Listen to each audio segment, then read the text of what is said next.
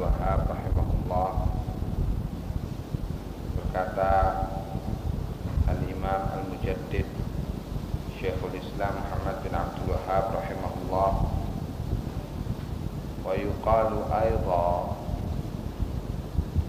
dan dikatakan pula sebagai bukti. Nah, sebagai bukti bahwa sungguhnya tidak cukup seorang itu dengan yashhadun an la ilaha illallah kemudian wa anna Muhammad Rasulullah tidak dikafirkan. Tidaklah demikian. Tidak cukup dengan syahadat itu saja. Dan sebagai bukti bahwa orang yang mengucapkan demikian juga dikafirkan ketika dia menjalankan perbuatan-perbuatan kufur billah. Yuqalu aidha, dikatakan pula, idza kana al-awwaluna lam yakfuru, kalau orang-orang terdahulu mereka itu tidaklah kafir illa li'annahum jama'u baina syirki wa takdzibir rasul sallallahu alaihi wasallam wal qur'ani wa inkaril ba'thi wa ghairi dzalik. Tidaklah mereka menjadi kafir kecuali pada mereka itu terkumpul atau mereka telah mengumpulkan berbagai kekafiran, yaitu syirik billah, kedua takdzib Rasul sallallahu alaihi wasallam, mendustakan Rasul sallallahu alaihi wasallam, ketiga mendustakan Al-Qur'an, keempat ingkarul ba'ti, mengingkari kebangkitan hari kiamat, wa ghairi dzalik, dan lainnya. Fama ma'na al-bab alladhi dzakara al-ulama'u fi kulli madhhabin babu hukmil murtad. Maka apa pula makna bab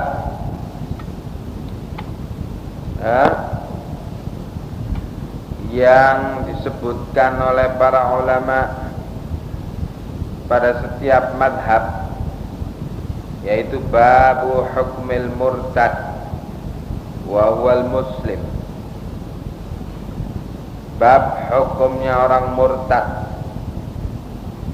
Orang murtad itu asalnya muslim ya, dan tidak dikatakan murtad kalau asalnya itu kafir ya.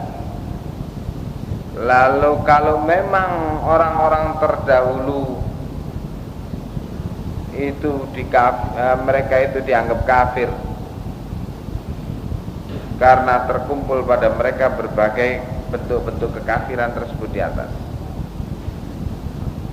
Kalau memang dikafirkannya mereka itu hanya karena terkumpulnya sekian banyak kekafiran itu, maka apa artinya, apa maksudnya para ulama mengumpulkan, meletakkan di dalam kitab-kitab fiqh bab hukmul murtad, bab keterangan tentang hukumnya murtad.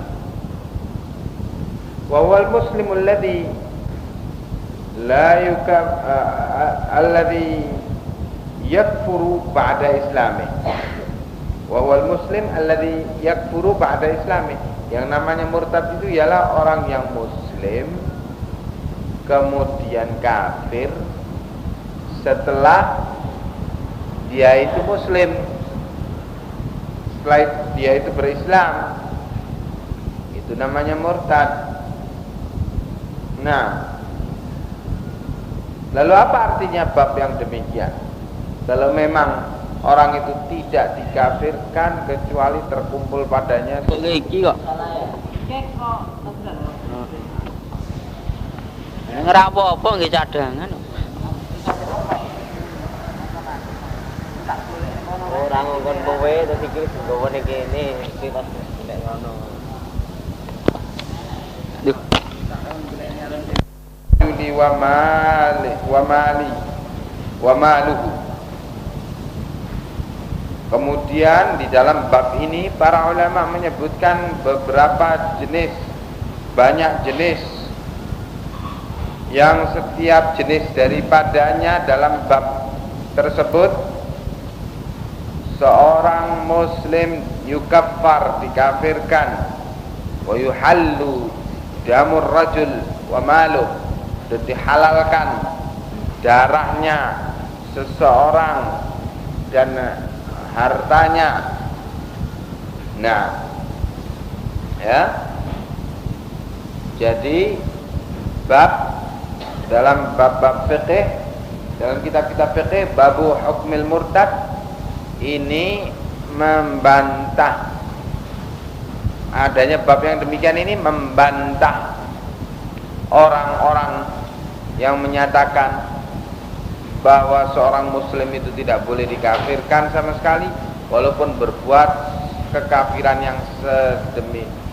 yang sebesar apapun, kecuali kalau terkumpul padanya sekian banyak kekafiran. Prinsip yang demikian ini dibantah oleh adanya dalam kitab fikih babu hukmil murtad. Iya, yang ternyata di dalam bab ini diterangkan murtad itu, dan orang yang murtad itu ialah orang yang muslim kemudian menjadi kafir setelah dia itu sebagai muslim. Nah, berarti apa? Di dalam kitab-kitab fikih dengan adanya bab yang demikian ini, berarti para ulama telah sepakat semuanya bahwa orang muslim itu bisa menjadi murtad atau dikafirkan karena adanya perbuatan-perbuatan tertentu. Iya. Nah, paham ini?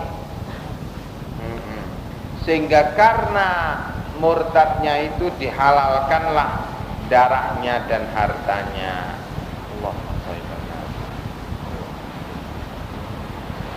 Hatta innahum dzakaru asya'an yasiratan 'inda man fa'alaha. Sampai para ulama itu dalam bab fikih yang demikian ini, dzakaru asya'an yasirah, mereka menyebut beberapa perkara yang yasirah, yang ringan. Menurut banyak orang ringan, ya, bagi orang yang melakukannya. Andaman fa'alaha mitlu kalimatin yadhkuruha bilisanihi duna qalbihi, seperti asya'nya sirah, yaitu disebutkannya kalimat, kata yang barang siapa yang menyebutkannya dengan lesannya walaupun tanpa keyakinan, au kalimatin yadhkuruha ala wajhil mizahi wal la'ib, atau adanya kalimat kata-kata yang disebutkan kata-kata itu dalam bentuk apa? Dalam bentuk bercanda dan main-main, tidak serius, tidak dari hati, cuman bercanda aja. Kalau istilahnya di Jogja plesetan, ya, cuman main-main aja. Tetapi walaupun tidak diyakini, cuman disebut oleh lisan saja, ini kufur billah. Ya, murtad orang yang melakukannya walaupun melakukannya tanpa keyakinan. Nah, seperti memperolok-olokkan Allah dan Rasulnya, Allah dan ayat-ayatnya dan Rasulnya, memperolok-olokkan hal perkara ini walaupun tidak pakai keyakinan, cuman kalimat-kalimat saja yang keluar. Ya, ini kufur billah. Ya. Nah, walaupun dia bersyahadat dengan syahadatain, sholat 5 waktu, apa saja, perbuatan-perbuatan dia lakukan rukun Islam, rukun iman, kafir dia dengan itu. Nah, wadih hadza. Ini menjadi bukti ya bahwa sesungguhnya tidaklah benar omongan orang yang mengatakan bahwa tidaklah dikafirkan orang itu kalau sudah muslim, kecuali kalau sudah terkumpul padanya berbagai kekafiran sebagaimana yang ada pada orang jahiliyah. Kalimat ini tidak benar. Ternyata buktinya terdapat sekian banyak perkataan dan perbuatan yang walaupun tidak dilakukan dengan keyakinan hati, ya,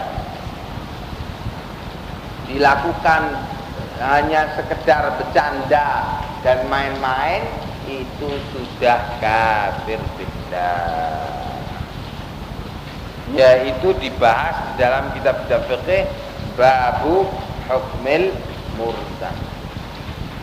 Seperti istihza bi ayatillah, memperolok-olok ayat Allah, ya, walaupun bercanda, walaupun main-main, tetap ini kufur billah orang yang telah melakukannya. Nah, ayat-ayat Quran dijadikan lawak, seperti pelawak yang di Jogja yang membuat pelesetan, sehingga penontonnya itu karena mayoritas muslimin itu semula ketawa, tapi ketika masuk dia kepada ayat-ayat Quran yang dijadikan pelesetan, dijadikan perolok-olokan, baca ayat la taqrabuz zina, ya, terus dia artikan jangan berzina hari Rabu. Yang tadi semula tertawa-tertawa, alhamdulillah menunjukkan kaum muslimin ternyata peka. Ketika dia berbicara masalah ini, tersentak kaum muslimin sehingga tidak tertawa dan kemudian menunjukkan sikap marah, dan kemudian orang ini dihukum, dituntut di pengadilan dan masuk penjara. Alhamdulillah, ya, ini ada hukum terhadap dia. Ini adalah kufur billah, kalimat yang demikian, walaupun hanya main-main. Kufur billah, ya. Nah, jadi ini sebagai bukti bantahan bahwa orang itu bisa kufur walaupun dia itu muslim. Wa yuqalu aidha, juga sebagai bukti, sebagai bukti dikatakan pula alladzina qala Allahu fihim yahlifuna billahi ma qalu wa laqad qalu kalimatal kufri wa kafaru ba'da islamihim. Buktinya ialah firman Allah Ta'ala tentang orang-orang munafikin. Mereka orang-orang munafikin, kata Allah, maknanya yahlifuna billah ma qalu,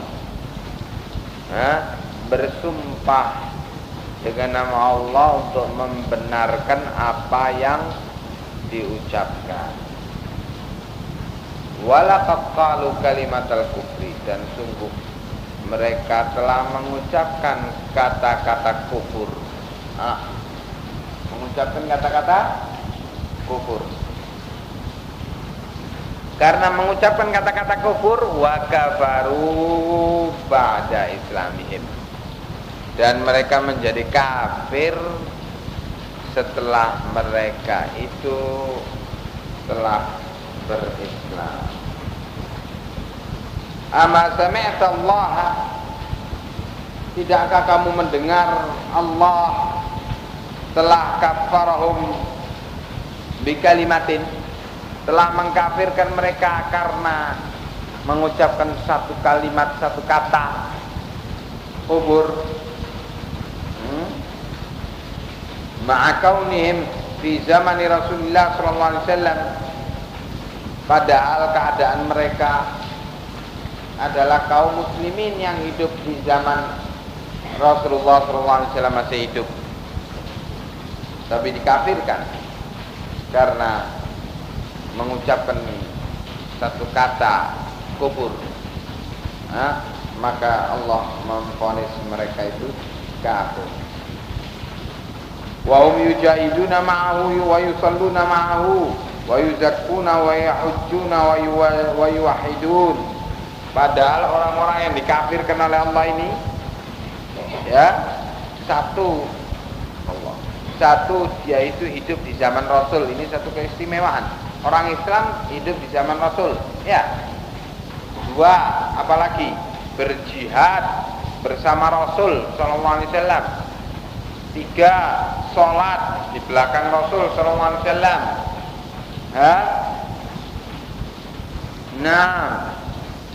Zakat, haji, dan mentauhidkan Allah. Tetapi toh segala keistimewaan itu gugur karena Allah mengetahui mereka mengeluarkan kalimat atau kata-kata kufur sehingga dianggap kafir. Kadzalikal ladzina qala Allahu fihim, demikian pula tentang orang-orang yang Allah nyatakan tentang mereka itu, yang Allah ceritakan tentang mereka itu di dalam Al-Quran. Allah berfirman, Qul abillahi wa ayatihi wa rasulihi kuntum tastahzi'un la ta'tabiru qad kafartum ba'da imanikum. Katakanlah hai Muhammad sallallahu alaihi wasallam, apakah terhadap Allah dan ayatnya dan Rasulnya kalian memperolok-olok?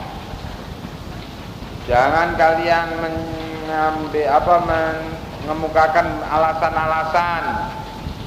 Sungguh kalian telah kafir setelah kalian berislam. Coba. Setelah kalian beriman. Diterangkan oleh Syekh Muhammad rahimahullah, fahaula'il ladzina sarrahallahu annahum kafaru ba'da imanihim.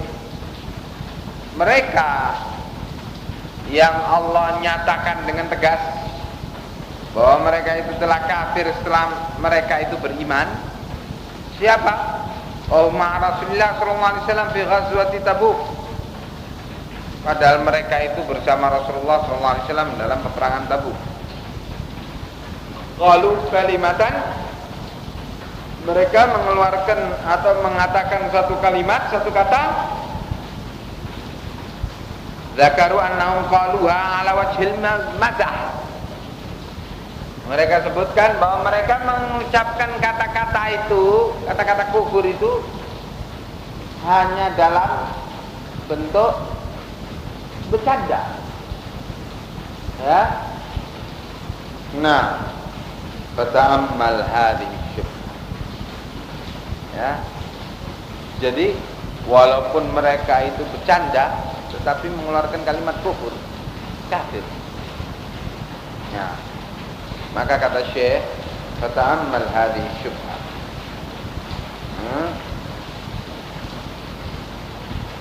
Coba setelah kalian mendapat bukti-bukti itu seperti atas, bantahan-bantahan dengan kenyataan-kenyataan sebagaimana di atas, yaitu yang disebutkan oleh Syekh. Coba setelah itu kata Syekh, perhatikan syubhat yang dinyatakan oleh mereka ahlul fitnah itu. Syubhat keberapa kemarin yang sedang dibantah ini? Ke-9. Syubhat ke-9. Wa hiya qaulum, yaitu omongan mereka apa? tukafir nggak dengar apa?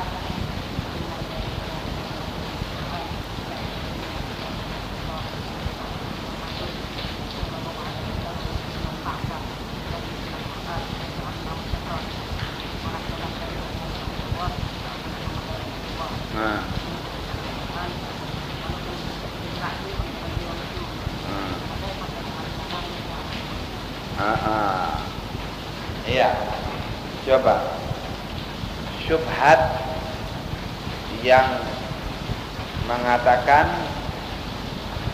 bahwa kaum muslimin sekarang tidak bisa dikafirkan karena mereka itu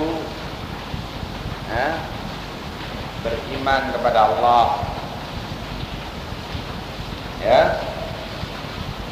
beriman pada Rasul, beriman pada Al-Quran, beriman kepada hari kiamat. Sedangkan musyrikin Arab dulu dikafirkan karena mereka tidak mau syahadat, ya. Sedangkan kami kaum muslimin sekarang bersyahadat. Musyrikin dulu tidak beriman kepada Rasul, kaum muslimin sekarang beriman pada Rasul. Musyrikin dulu tidak beriman kepada Al-Quran, kaum muslimin sekarang beriman pada Al-Quran. Muslimin dulu tidak beriman kepada hari kebangkitan kiamat, kaum muslimin sekarang beriman kepada hari kebangkitan hari kiamat. Maka kata mereka kaum muslimin sekarang tidak bisa dikafirkan atau disamakan dengan keadaan musyrikin dulu. Maka untuk membantah syubhat ini dibawakan keterangan-keterangan lengkap. Masya Allah, bukti-buktinya dibawakan oleh Syekh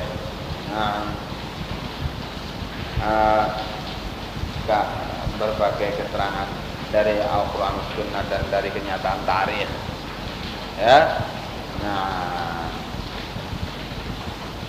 buktinya para sahabat Nabi sepakat memerangi Bani Hanifah. Padahal Bani Hanifah itu apa? Mengucapkan syahadatain, ya. Kemudian apalagi? Beriman pada Rasul, ya.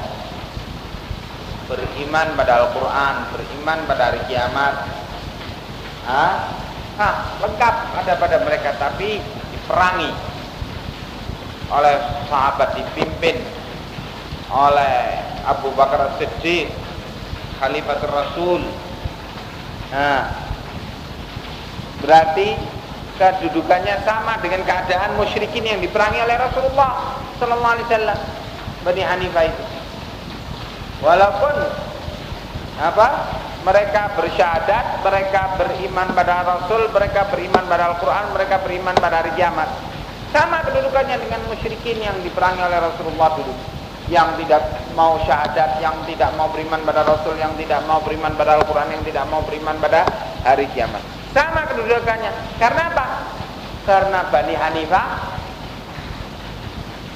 mengingkari bahwa Rasul adalah Nabi terakhir dan Musailamatul Kadzdzab adalah Nabi selanjutnya.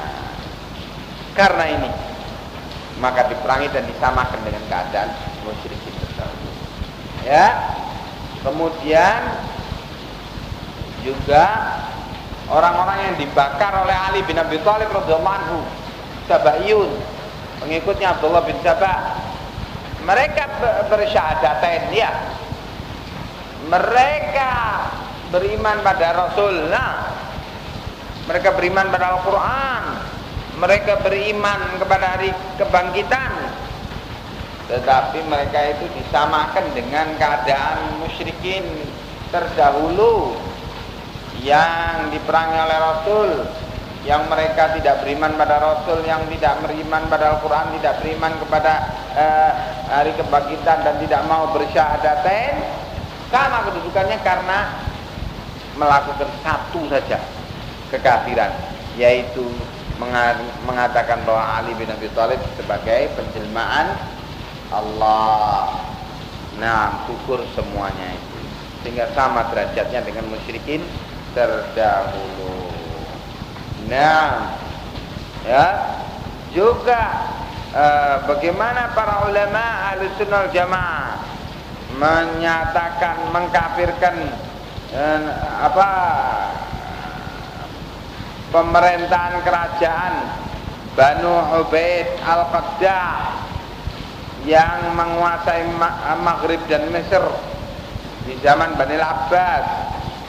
Kenyataannya Banu Ubaid Al-Qaddah, Maimun Al-Qaddah ini Fatimin, yashhaduna an la ilaha illallah ya wa anna Muhammadar Rasulullah, mengaku beragama Islam, salat Jumat, salat jamaah, ya, beriman pada hari kebangkitan dan sebagainya, tetapi mereka dikafirkan oleh Allah oleh para ulama dan dinyatakan kerajaan-kerajaan mereka adalah wilayah negeri harb, kafir harbi, karena mereka menunjukkan satu daripada kekafiran, yaitu mengatakan Maimun Al-Qaddah penjelmaan dari Allah.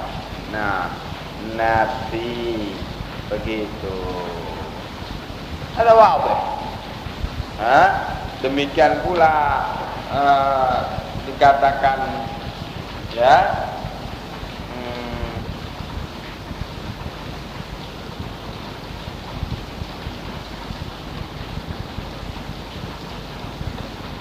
dikatakan pula bahwa kenyataan dalam kitab-kitab fikih itu terdapat bab hukmul murtad, yang ini menunjukkan pula bahwa adanya kasus orang yang muslim, semula muslim kemudian keluar dari Islamnya karena satu dua perkataan, satu dua perbuatan yang menyebabkan dia kafir billah.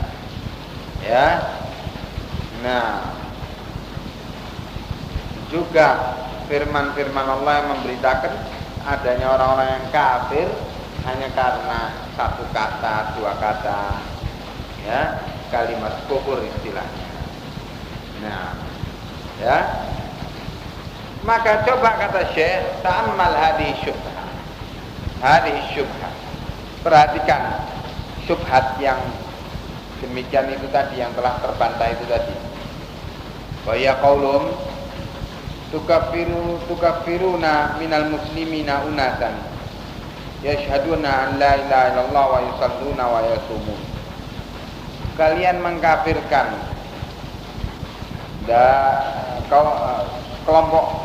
kelompok orang dari kalangan kaum muslimin yang mengucapkan syahadat, ya, sholat 5 waktu, puasa Ramadan.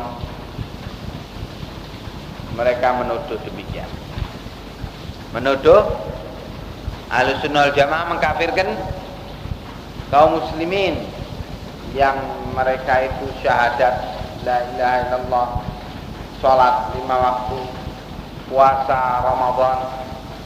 Nah, ya, tsumma ta'ammal jawabaha fa innahu min anfa'i ma fi hadhil awraq. Kemudian setelah itu coba kamu perhatikan jawabannya, karena jawaban yang demikian ini adalah perkara yang paling bermanfaat, dalam bab ini, ya, di dalam beberapa lembaran-lembaran yang tertulis di kitab. Jawaban ini begitu anfa, menjadi paling bermanfaat karena memang apa? Karena hal ini tidak disadari oleh banyak orang, sehingga dengan mendapatkan jawaban seperti ini, orang itu mendapatkan kepastian, dalil-dalil qat'ih yang tidak bisa dibantah, Ayat Quran dengan sharih tegas menunjukkan demikian. Kemudian ijma' sahabat, kesepakatan sahabat bersama dalam peristiwa apa? Perang terhadap Bani Hanifah. Ya. Sikap Amirul Mukminin.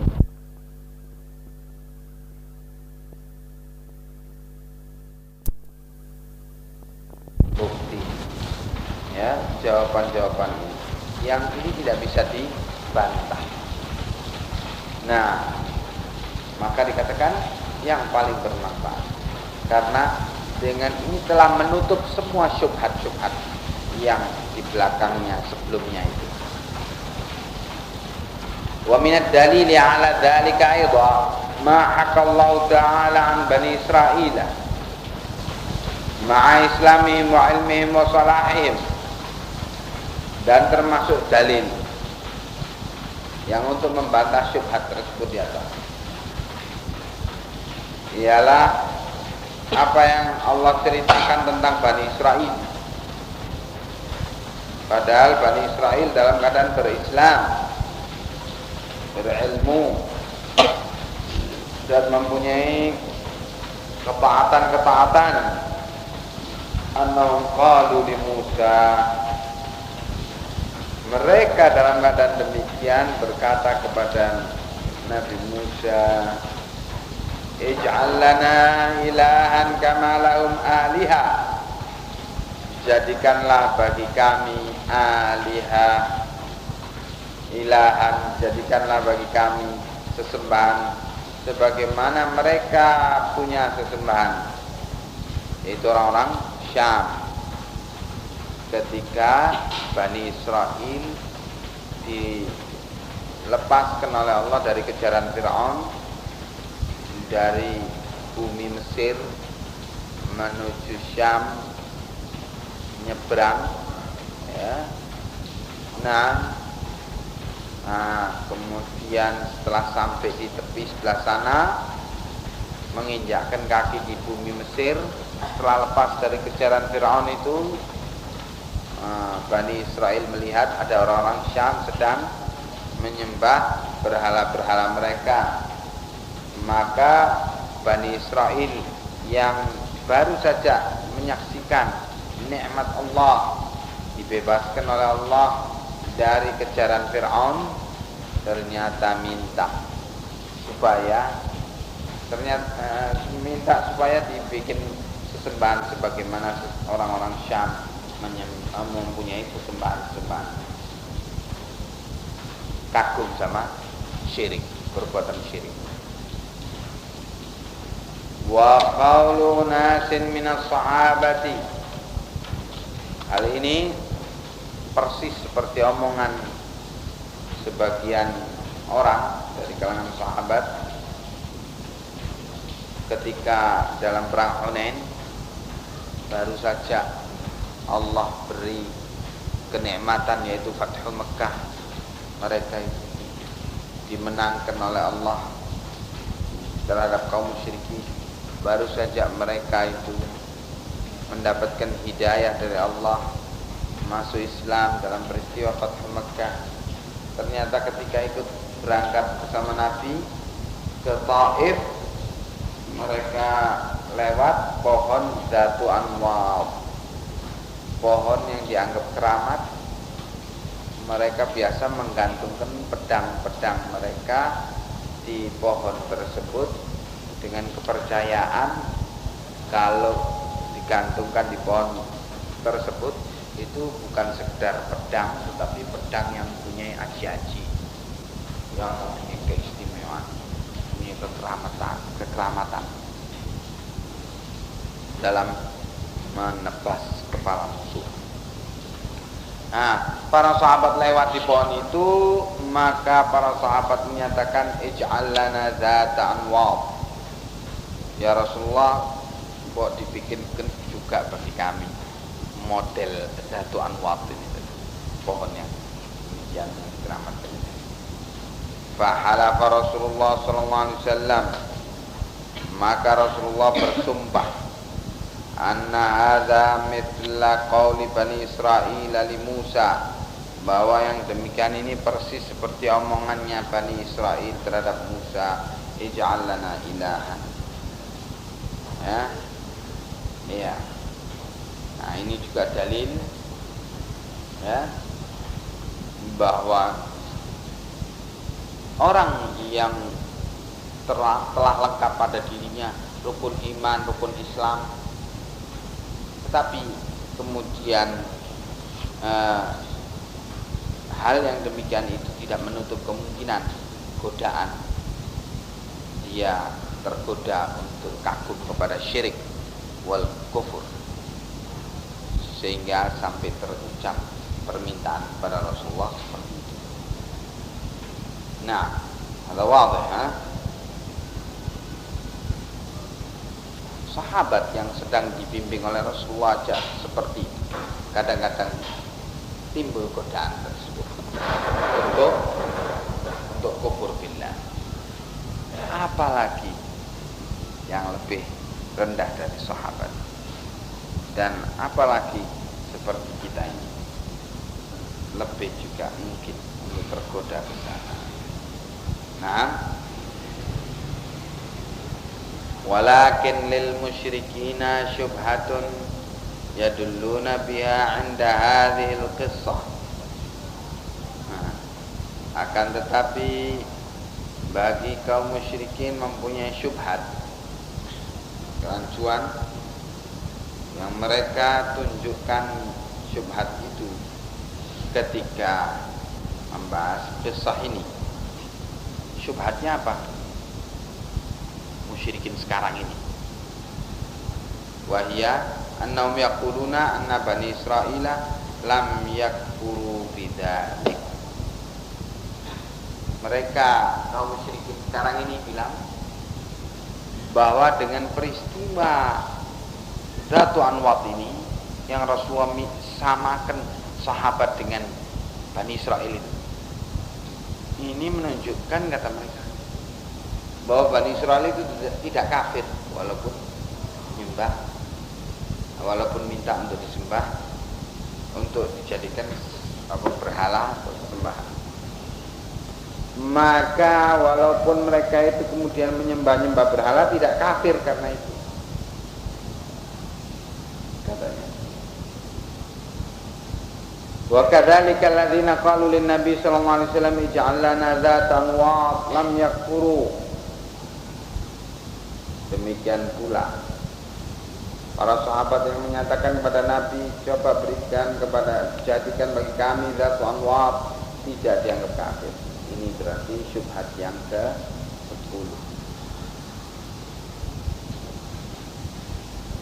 Nah, dikasih dalil kok malah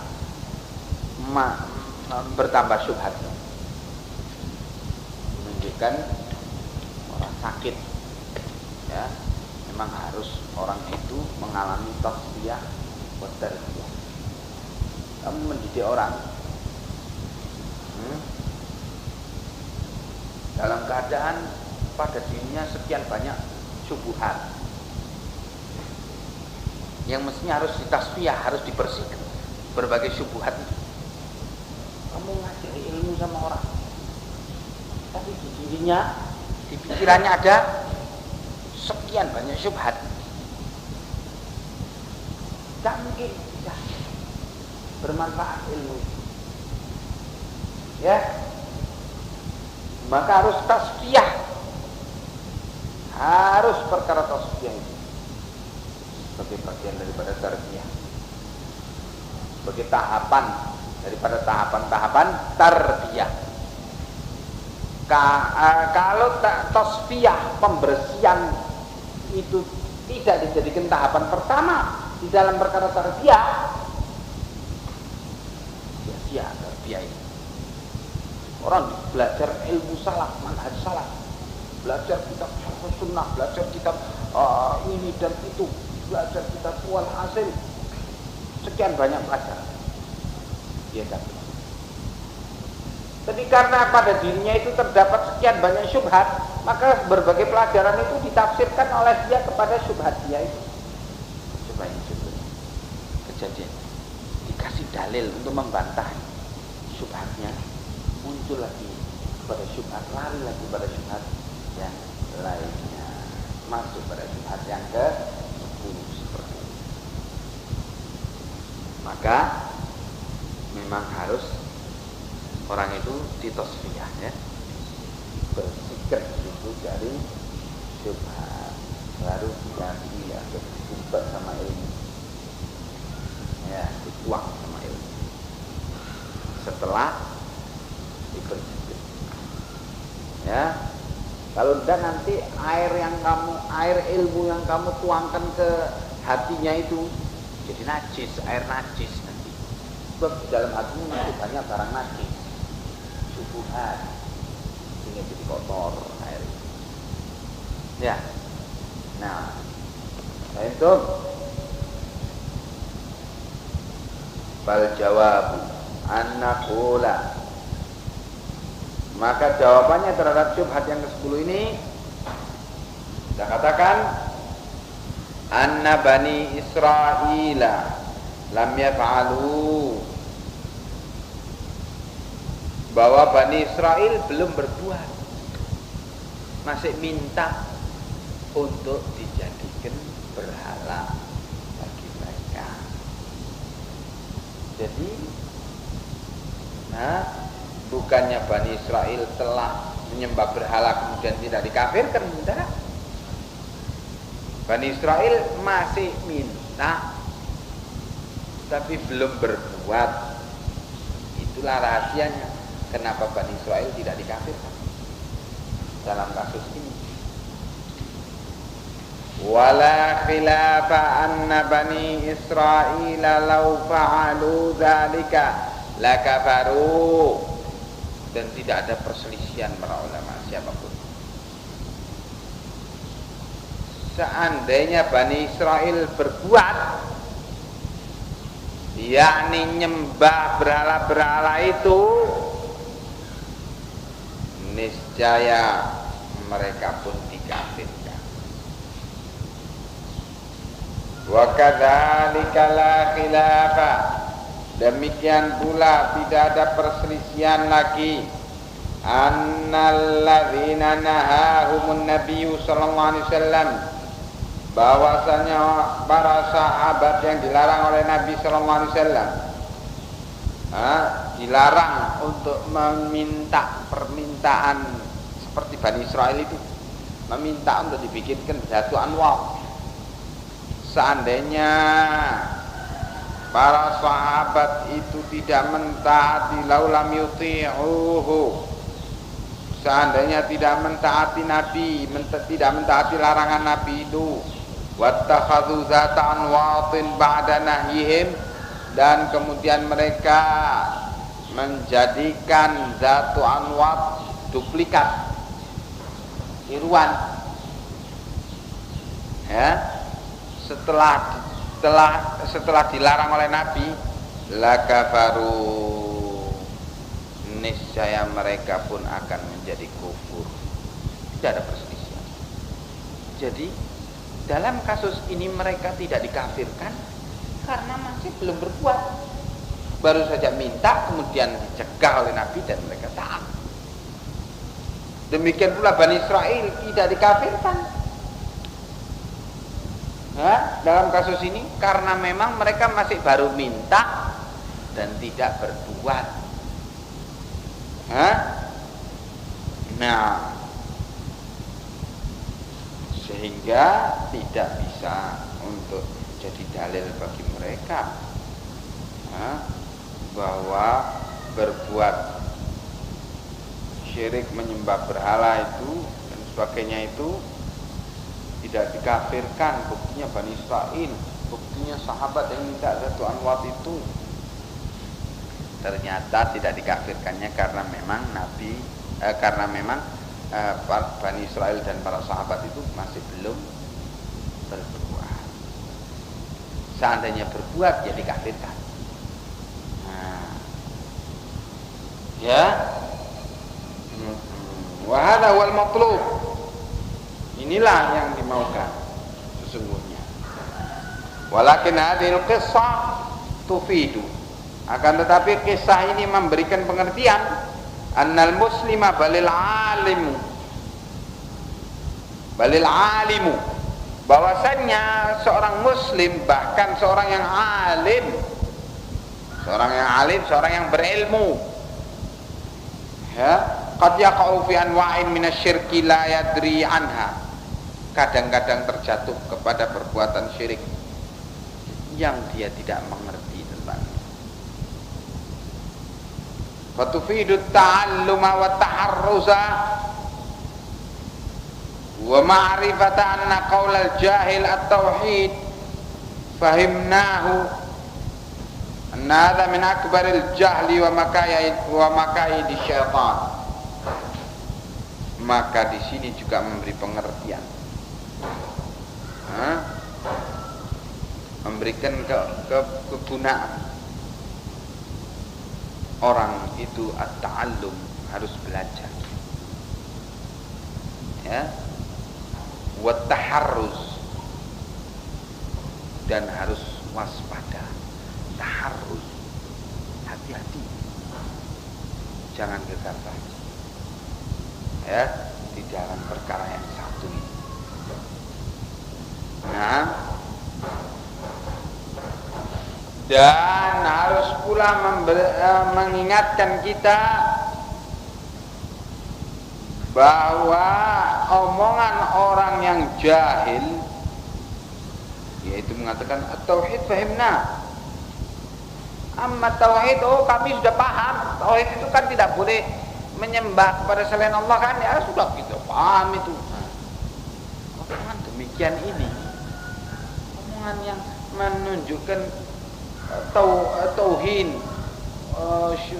umur tauhid, menganggap enteng perkara tauhid, omongan yang demikian min akbaril jahli wa makayidi syaitan, adalah termasuk daripada sebesar-besar kebodohan dan sebesar-besar tipu daya syaitan. Orang menganggap enteng masalah tauhid. Dari sini kita paham bahwa sikap menganggap enteng perkara tauhid itu menunjukkan kebodohan yang paling besar. Sebab apa? Kenyataannya para sahabat Muhammad SAW, sahabat Musa alaihissalam, yang dalam keadaan sedang dibimbing oleh seorang nabi yang diutus oleh Allah, toh masih tergoda, mengalami godaan melenceng dari tauhidnya, masih digoda dengan pemandangan-pemandangan perbuatan orang-orang musyrikin, ya, apalagi yang bodoh selesai. Maka kalau ada orang yang mengentengkan perkara ilmu ini, ilmu tauhid ini, itu menunjukkan min akbaril jahl, sebesar-besar kebodohan. Dan ini adalah makayid syaitan, termasuk tipu daya syaitan. Sebab kalau orang itu kenal ilmu tauhid, syaitan terbelenggu betul-betul. Qad ya'isa ayya'budahul musallun fi jaziratikum. Syaitan qad ya'isa ayya'budahul musallun. Syaitan telah putus asa untuk disembah oleh orang-orang yang sholat di jazirah kalian, di negeri kalian, yakni di negeri Arab waktu itu. Walakin fit tahrish bainahum, akan tetapi yang syaitan tidak putus asa, yaitu mengadu domba, mengacaukan barisan kalian, ya, itu. Nah, jadi orang di suatu generasi dibikin terhalang untuk mempelajari tauhid, ini adalah makanya di syaitan, atau dibikin orang itu mengentengkan perkara ilmu tauhid, ini adalah tipu daya syaitan. Nah, hati-hati ya dalam permasalahan ini. Nah,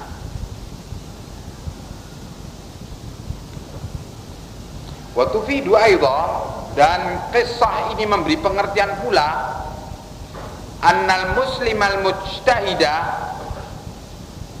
bahwasanya seorang muslim yang mujtahid, yang berijtihad karena mengambil satu kesimpulan hukum atau satu kesimpulan pengertian dari Al-Quran dan Al-Hadis, karena memang dia telah mencapai tingkat keilmuan yang telah cukup untuk berijtihad, maka seorang muslim yang berijtihad demikian idza takallama bi kalamil kufri, kalau dia berucap dengan kata-kata kufur, wa huwa la yadri, dan dia dalam keadaan tidak tahu itu, fanubbiha ala dalik, kemudian dia diperingatkan dari ucapan kufur tersebut, wa taba min sa'atihi, dan segera taubat pada waktu itu juga ketika diperingatkan, annahu la yukaffar, orang yang demikian tidak boleh dikafirkan, ya, karena di sini menunjukkan pertama dia itu betul-betul ijtihad, setelah berupaya untuk mengambil kesimpulan hukum dari ilmu yang ada pada dia, mengambil kesimpulan hukum dari Alkitab dan Sunnah, dan mengeluarkan kata-kata kufur itu dalam keadaan tidak tahu. Perkara kedua ialah dia mengucapkan kata-kata kufur itu dalam keadaan tidak tahu. Perkara ketiga, begitu dia diingatkan segera dia menyadarinya dan kemudian dia bertobat daripadanya pada saat itu juga, segera saat itu juga. Nah, yang demikian tidak dikafirkan. Kama fa'ala Banu Israil walladzina sa'alun Nabiyya sallallahu alaihi wasallam. Hal ini sebagaimana yang dilakukan oleh Bani Israil dan para sahabat yang meminta kepada Nabi sallallahu alaihi wasallam zatu anwa'. Mereka dalam keadaan berijtihad dan kemudian mengeluarkan kalimat kufur, tetapi segera diperingatkan dan segera taubat daripadanya, maka tidak dikafirkan. Wa tufidu aidha, kisah tersebut memberikan pengertian pula annahu lam yukaffaru fa innahu yughladu alaihi al-kalamu taqlidan syadida, bahwasanya walaupun tidak dikafirkan, lam yukaffar, walaupun tidak dikafirkan oleh Nabi, para sahabat itu, fa innahu yughladu alaihi al-kalam taqlidan, tetapi Nabi memberikan kata-kata keras, sekeras-kerasnya, taqlidan syadida, dengan kata-kata keras, ya, kama fa'ala Rasulullah SAW, sebagaimana yang dilakukan oleh Rasulullah SAW, karena memang permasalahannya sangat berbahaya. Nah,